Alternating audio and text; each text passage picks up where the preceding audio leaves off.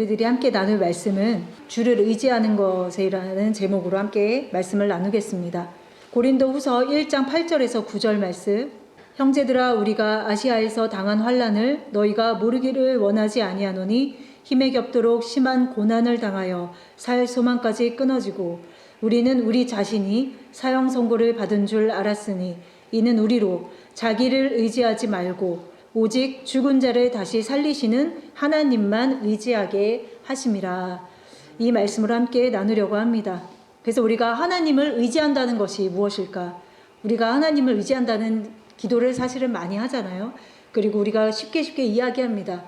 그럴 때일수록 하나님을 의지하셔야죠. 의지합니다. 이런 기도도 많이 하고.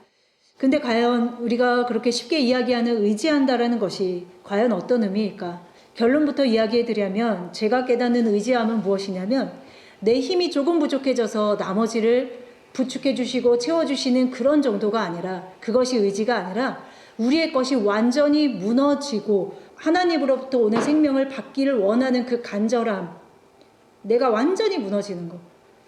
우리가 항상 얘기하지만 그것이 의지하는 것이라고 그렇게 먼저 결론을 말씀을 드립니다. 네, 오늘 말씀의 주제는 지금 읽은 말씀처럼 자기를 의지하지 말고, 지금 9절에 읽었잖아요. 우리로 자기를 의지하지 말고 오직 죽은 자를 다시 살리시는 하나님만 의지하게 하려 하심이라, 이것입니다. 이것이 우리가 가는 신앙의 여정의 핵심이라고 저는 생각을 합니다. 이게 그렇게 안 돼서 우리가 연단받고 고난받고 넘어지고 판단하고 왜 그럴까요? 자기를 의지하기 때문이죠. 자기를 의지하는 것이 하나님을 의지하는 것보다 더 크기 때문에 우리가 여전히 그 수준에서 벗어나지를 못하고 입술로는 내가 주를 의지하고 있다라고는 말하지만 여전히 자기를 의지하고 있는 것입니다. 저도 그랬었고요. 저도 하나님을 믿는다라고 하고 주님을 의지한다라고 했지만 결국에 시간이 지나고 주님 앞에 간다고 생각하면 생각할수록, 주님께 가까이 나아갈수록 내가 주를 의지하는 것이 아니라 나를 붙들고 살았다는 것이 더 명확해지고 있다는 것이죠. 오늘 본문 읽은 고린도후서 1장 8절에 보면요. 형제들아, 우리가 아시아에서 당한 환난을 너희가 모르기를 원하지 아니한다. 힘에 겹도록 심한 고난을 당해서 살 소망까지 끊어졌다라고 되어 있습니다. 살 소망이 조금 남은 것이 아니라 살 소망이 끊어졌어요. 그래서 이걸 어디까지를 깨달았냐면 이것이 나에게는 사형 선고다라고까지 이야기를 했습니다. 예전에 목사님도 사형 선고 받았다라는 이야기를 강단에서 한번 하신 적이 있었는데요. 오늘 사도 바울의 말씀을 통해서도 보면은 이 환난이 어떤 환난인지 우리는 가늠할 수 없지만 이것이 우리 자신이 그 사형 선고를 받은 줄로 우리가 알았다.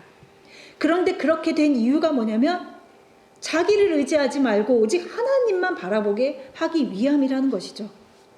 이 사형 선고, 사형이라는 단어를 찾아보게 되면요. 죽게 되다. 다나토스라고 되어 있습니다. 법적으로 죽게 되는 것, 그것을 사형 선고라고 원어로 보면 그렇게 나와 있습니다.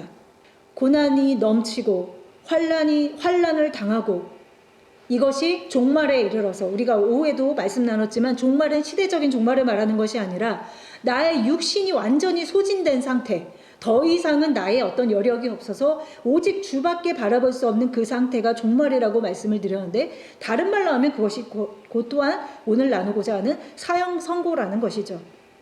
우리가 자기를 의지하는 것이 얼마나 강하고 크냐면요. 사형 선고를 받기까지는, 내가 사형 선고를 받았구나라고 깨닫기 전까지는요, 우리는 깨닫지 못해요. 우리의 힘을 조금이라도 의지하고 있으면 그것은 깨달아지지가 않아요. 두렙돈 넣은 그 과보의 이야기를 목사님을 통해서 들었는데요. 두렙돈을 넣었다라는 것은 자기의 생명을 잃어버린 것과 다름없다라고 이야기했습니다. 그것을 전부 넣었다라고 했잖아요. 조금은 남겨놓고 조금은 드린 것이 아니라 그것을 전부 드렸다. 그것은 전부를 잃어버렸다라는 것과 같은 말이죠. 우리가 그 지경에 들어가지 않는 이상, 그 지경에 들어가기 전까지는요, 우리는 여전히 입술로는 주를 의지하고 있다라고 말하지만 사실은 나를 의지하고 있다라는 것이죠. 그래서 우리가 사형 선고를 받게 된다는 건요, 기쁜 일이에요. 축하받을 일이에요. 왜냐하면 거기까지를, 그 코너까지를 우리가 몰아가지를 않으면 우리의 그 강한 요새 같은 육신은요, 절대로 깨닫지 못하는 구조를 갖고 있기 때문입니다. 그런데 이것이 이례적으로 딱 끝나면 정말 좋았을 건데 그렇지 않더라고요. 어느 순간 내가 사형 선고를 받고 이제 나는 육신의 일이 아닌 주의 영을 따라가서 가는 삶을 살 거야 라고 고백을 하지만 내일 되면은 또 살아있어요. 그래서 사도 바울이 나는 날마다 죽노라라고 고백했던 것 같습니다. 그래서 우리가 끊임없이 우리가 이 죽음, 사망, 이 사형 선고 받음이 우리에게 날마다 있어야 되는 것이죠. 오늘도 죽어야 되고 내일도 죽어야 되는 거예요. 하지만 이것은 어떤 슬프고 그런 일이 아니라 기뻐해야 되는 일이라는 것이죠. 왜냐하면 생명으로 나아가는 것이기 때문입니다. 우리가 지금 사실은 각자가 나누고 있지만 사실은 한 가지 말을 하고 있는 거예요. 결국에는 내가 죽을 때, 내가 죽어야지만이 내 안에서 생명이 사신다는 그 이야기를 하고 있는 것이죠. 그래서 우리가 사형 선고를 받게 되는 날이 우리에게는 반드시 와야 합니다. 그것을 사모해야 돼요. 우리가 사형 선고를 받게 해달라고 막 그렇게 간구할 수도 있겠지만 그것은 주님의 때에 하실 것인데 그 날은 반드시 우리에게 와야 되고요. 그때 우리가 깨닫게 되는 것은 자기를 의지하는, 내가 사망이라는 구조 속에 있었구나. 내가 있는 곳이 어둠이었구나. 나의 행위가 배설물과도 같구나. 내가 깨달았다고 하는 것이 다 거짓이었구나라는 것이 온전히 드러난다라는 것이죠. 우리가 지금 찬양을 불렀습니다. 주님을 의지합니다. 우리가 막 눈물을 흘리면서 부를 수도 있습니다. 주님을 의지한다고, 내 손을 잡아달라고. 하지만 이 눈물과 이 간절한 마음의 소원조차가 내가 부인되지 않는, 나의 종말을 맞이하지 못한 상태에서 부르는 찬양은 그냥 입술의 고백이 될 뿐이죠. 하지만 그 과정도 필요합니다. 왜냐하면 그 과정 없이 갑자기 영으로 뛰어들어가서 막 모든 것을 깨닫고 이렇진 않아요. 절대로. 그것은 다 과정인 것이죠. 오늘 그래서 저는 이 말씀을 시편 52편의 말씀과 함께 연결지어서 보았습니다. 시편 52편 6절부터 보겠습니다. 의인이 보고 두려워하며 또 그를 비웃어 말하기를 이 사람은 하나님을 자기 힘으로 삼지 아니하고 오직 자기 재물의 풍부함을 의지하며 자기의 악으로 스스로 든든하게 하던 자라 하리로다. 네, 시편 52편에 이러한 말씀이 있습니다. 하나님을 자기의 힘으로 심지 않았다는 것은 뭐냐면요, 자기에게 여력이 있는 거예요. 다시 말해서 하나님을 의지하지 않는 것이죠. 자기의 재물의 풍부함을 의지하는 자. 너무 많이 나눠서 우린 이미 알고 있습니다. 자기 재물이라는 것은 실제 보여지는 어떤 부와 그것을 이야기하는 것이 아니라 자기로부터 나오는 모든 것, 자기의 의로운 행위를 재물이라고 말하는 것이죠. 자기의 신앙, 자기의 만족, 자기의 뜻, 내가 옳다고 여기는 모든 것, 이것으로 구원에 이르려고 하는 것, 이 모든 행위가 재물의 풍부함으로 비유된 것이고 하나님은 이것을 악이라고 말합니다. 스스로 든든하게 하는 자, 하나님 앞에 가장 악은요 이거라고 생각합니다. 왜? 하나님을 알지 못하기 때문에 힘써 열심을 내는. 근데 이것이 미혹되기 쉬운 것은 무엇이냐면 그것이 겉으로 보기에 선한 모양을 갖고 있을 수도 있다는 것이죠. 자기의 의로운 행위에 속아서 거기에 미혹되어서 거기에 취해 있어서 하나님을 아는 것에 완전히 가려진 상태, 맹인인 것이죠. 그러면은 그 앞에 이제 1절부터 보면요, 자기를 의지하는 자를 하나님께서 무엇이라고 말씀하시는지 함께 나눠보도록 하겠습니다. 시편 52편 1절에 포악한 자요, 이렇게 시작합니다. 자기를 의지하는 자는요 포악한 자예요. 네가 어찌하여 악한 계획을 스스로 자랑하는가. 자기를 의지하는 것이 얼마나 나쁜 것이냐면요, 얼마나 악한 것이냐면요, 포악하다라고 이야기하고 있습니다. 그 포악함은 뭐냐면요, 계획을 세우는 자예요. 악한 계획을 스스로 자랑하는 자. 하지만 포악하다는 것을 원어로 살펴보면 용사입니다. 강한 자, 스스로 강해진 자겠죠. 그리고 스스로 갑옷을 취한 자겠죠. 골리앗이 갑옷을 입은 거에 비해서 다윗에게 갑옷을 입히려고 했지만 다윗은 그 갑옷을 입지 않습니다. 오로지 하나님을 의지하여서 물맷돌로 골리앗의 머리를, 이마를 치잖아요. 여기서 포악하다, 스스로 강하여진 자, 스스로 갑옷을 취한 자, 악한 계획을 자랑한다고 했는데요. 성경에서 말하는 악한 것은 우리가 생각하고 있는 착한 일, 악한 일 이런 개념이 아닙니다. 그래서 우리가 속는 거예요. 그것을 그 개념으로 생각하기 때문에. 우리 눈에 보여서 선한 것은 선한 거, 악한 것은 악한 거 이렇게 생각하시면 우리가 미혹에 빠지기 쉽습니다. 아무리 선한 모양을 가지고 있을지라도 천사의 말을 할지라도 자기가 부인되지 않는 상태에서 나오는 모든 것들은요 하나님 앞에선 포악이에요. 그 개념을 알지 못하면 우리는 여전히 선악과를 먹은 그 선과 악으로 판단하는 그 신앙 상태에서 머물러 있을 수밖에 없는 것이죠. 그렇게 자기가 부인되지 않는, 자기를 의지하는 상태에서 세워지는 헌신과 열정, 계획, 이 모든 게 스스로 자랑하는 상태, 즉 드러난 상태인 것이죠. 이 말씀을 보니까 저는 이 말씀이 생각났습니다. 길거리 넓은 곳에서 외식하며 기도하는 모습, 드러난 상태, 자기를 자랑하는 상태. 겉으로 보기엔 참 좋습니다. 기도하고 거룩해 보이고. 하지만 그것은 겉의 모양인 것이죠. 하나님 보시기에는 그것이 포악이라는 것입니다. 52편 2절 말씀 계속 보면요.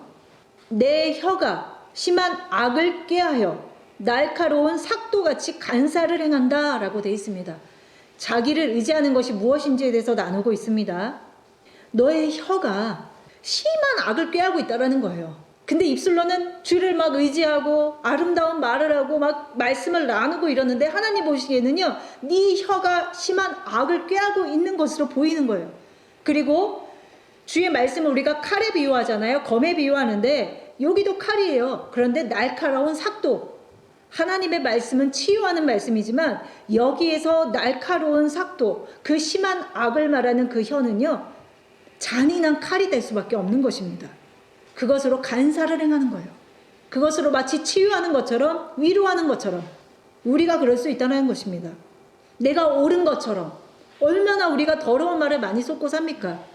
차라리 드러난 뭐 욕이라든지 쌍욕이라든지 이런 거면 저 말이 참 더럽구나 이렇게 우리가 분별이 되는데, 내가 옳다라고 여겨서 남을 막 그러니까 설득이라기보다는 나를 주장하고 막 이런 것들이, 그것이 옳다고 여기기 때문에 그렇거든요. 하지만 그것이 날카로운 삭도가 될 수 있다는 것이죠. 그 안에서 나오는 것은 모두 악일 수밖에 없습니다.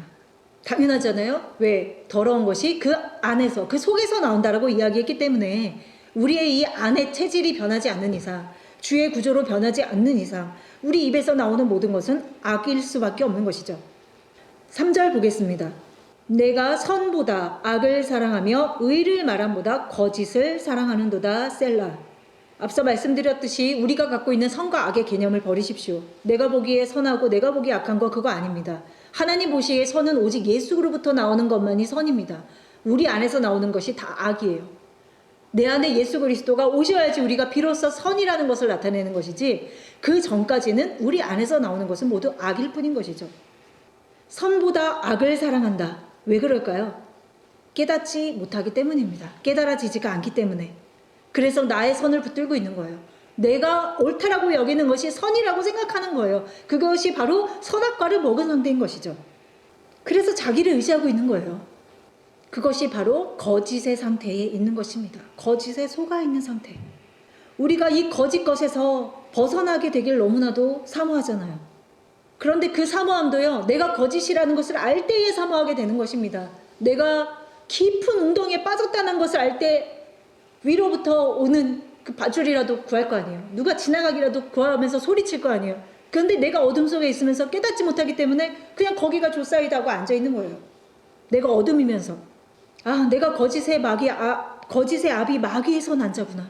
내 입에서 나오는 모든 선한 모양일지라도 내 안에 주가 없으므로 이것은 악한 것이구나. 나는 여전히 포악을 행하고 있구나. 내가 깨달았다고 나누는 이 말씀조차가 날카로운 삭도일 수 있구나. 이것을 알지 못하면요, 우리는요 교만하게 되고요, 간사하게 돼요. 사도 바울도요, 예수님을 영으로 만나기 전까지는요 포악한 자였습니다. 악을 사랑했어요. 거짓에 속아 있는 자였죠. 하지만 예수님을 만나고 오후에 나눈 말씀처럼 눈에 비늘이 벗겨졌다고 했습니다.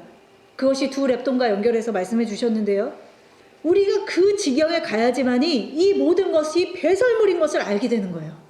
그래서 자기의 부인됨이 그때부터 일어나게 되는 것이죠. 하나님과 마음을 합한 자였던 다윗은 어떤 것으로 사형 선고를 받았을까요? 밧세바 사건으로 보았다라고 저는 깨달았습니다. 하나님 앞에 마음이 합한 자로 섰던 그가 그 밧세바라는 사건을 통해서 자기의 정면, 자기의 육신의 그 더러움과 정면으로 마주했던 그 사건이 아닐까라고 생각을 하는 것이죠. 사람마다 다 다르게 올 수 있습니다. 우리의 이 육신은요, 뿌리째 뽑혀야 됩니다. 뿌리째 뽑지 않으면 또 자라요.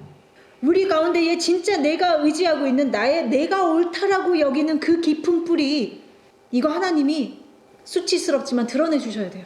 창피를 당해야 돼요. 진짜로. 이 땅이요, 하나님 예수 그리스도가 서실 발판이 되려면요, 땅이 회복이 되려면요, 먼저는 우리 안에 옳다라고 세워진 그 장막이요, 무너져야 된다는 것이죠. 땅의 회복은요, 땅 스스로가 하는 게 아닙니다. 땅의 회복은요, 농부가 하는 거예요. 땅이 무엇을 합니까? 땅이 스스로 자기를 일굽니까? 땅이 스스로 돌을 뭐 이렇게 합니까? 땅은요, 농부의 손길을 바랄 뿐이에요. 그리고 하늘에서 내리는 비를 기다리는 것 뿐이에요. 농부 스스로 땅이 스스로 열매 내는 것처럼 보이지만 그렇지 않습니다. 비가 내리지 않으면 열매 맺지 못해요. 씨가 떨어지지 않으면 열매 없습니다. 땅은요, 스스로 할 수 있는 것이 없습니다. 그것이 우리의 실체예요. 스스로 하지 못합니다. 그런데 우리는 왜 계속 스스로 하려고 하는지 모르겠어요. 그러니까 자꾸 짐을 지는 거예요. 스스로 할 수 있다라고 여기기 때문에 짐을 자꾸 지고 자기만 질 뿐더러 남에게 자꾸만 지우는 거예요. 이렇게 해야 돼요, 저렇게 해야 돼 하면서 자꾸 짐을 지우는 거예요. 땅에게 비를 내라, 열매를 내라, 돌을 골라내라 하는 거하고 똑같은 거예요. 땅은 땅일 뿐이에요. 위로부터 오는 비를 기다리는 땅일 뿐입니다. 그것이 깨달아지지 않으면요, 우리는 계속 무거운 짐을 지고 남에게 지우고 이 수고하고 무거운 짐에서 벗어날 수 없습니다. 8절 보겠습니다. 그러나 나는 하나님의 집에 있는 푸른 감람나무 같으며 하나님의 인자하심을 영원히 의지하리로다. 네, 이렇게 됐을 때 사형 선고를 받고 나한테서 얻을 수 있는 거는 하나도 없구나. 난 땅이구나. 난 주를 바랄 수밖에 없구나를 알게 되면요, 우리가 그때 비로소 하나님의 인자하심을 바라게 됩니다. 하나님의 그 영원하심을 의지하게 된다는 것이죠. 주께서 이를 행하셨으므로 내가 영원히 주께 감사하고 주의 이름이 선하심으로 주의 성도 앞에서 내가 주의 이름을 사모하게 되는 것이죠. 주의 이름을 사모하는 것이 무엇입니까? 예수, 구원을 바라는 것입니다.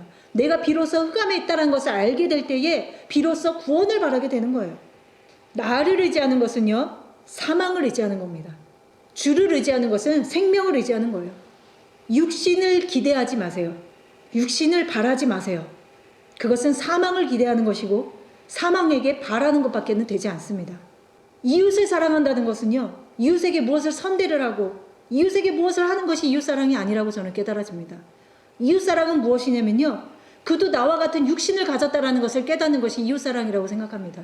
그래서 정죄하지 않는 거, 판단하지 않는 거, 그도 나와 같은 보잘것없는, 바랄 것이 없는, 기대할 것이 없는 자로구나. 그럴 때 어떻게 됩니까? 긍휼을 갖게 됩니다. 주를 바랄 수밖에 없는 자라는 것을 깨닫게 하는 것이 가장 큰 이웃사랑이라고 저는 생각을 합니다.